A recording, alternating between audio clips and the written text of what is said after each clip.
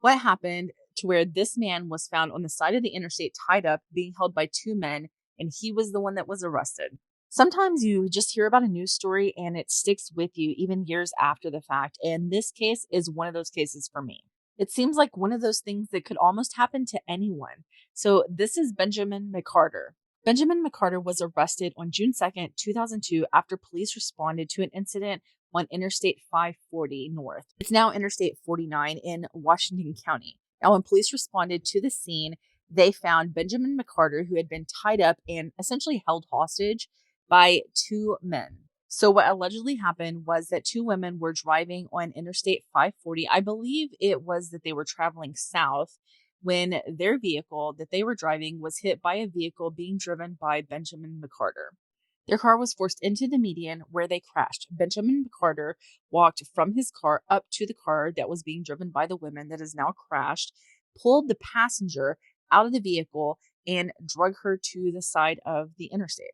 Once he had the passenger at the side of the interstate, he proceeded to attempt to grape her, but he looked back at the car, saw that the driver was attempting to use her cell phone to call 911, ran to the car, and forced the driver out of the car. Benjamin then attempted to SA the driver of the vehicle. While all this was going on with the driver of the vehicle, she was able to flag down some passersby. Two men that were passing by were able to chase Benjamin McCarter down and tie him up. Benjamin McCarter was arrested and charged with grape, attempted grape, 2 counts of aggravated assault, and a DWI. Benjamin McCarter was released on bond, but he was in trouble again in April of 2003 when he drunkenly got into a fight with a police officer and spit in the police officer's face. In that incident, he was charged with public intoxication, resisting arrest, and disorderly conduct. Benjamin McCarter ended up having a jury trial, and at that trial, he was found guilty of grape, attempted grape, and the 2 counts of aggravated assault. He was sentenced to a total of 15 years in prison, which I find astonishing. This man was found guilty of grape, and he was sentenced to 10 years in prison for that grape charge, 5 years for the attempted grape.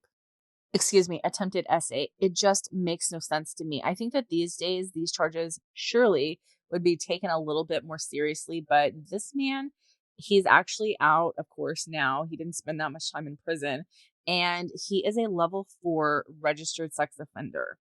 A level 4, meaning that he is at high risk to reoffend. And he was in trouble there for a while in several different counties for failure to register as a sex offender. He is registered at this point, and I think that all of his information has updated properly. But so that's really all the information I have. Like I said, it's just one of those cases that has stuck with me. It's something that makes me not want to stop and help people on the side of the interstate, or not accept help if I'm stuck on the side of the interstate, because you never know who will come along. That's not what happened in this case, but just shows how dangerous people can really be. That's just my opinion, though. What do you think?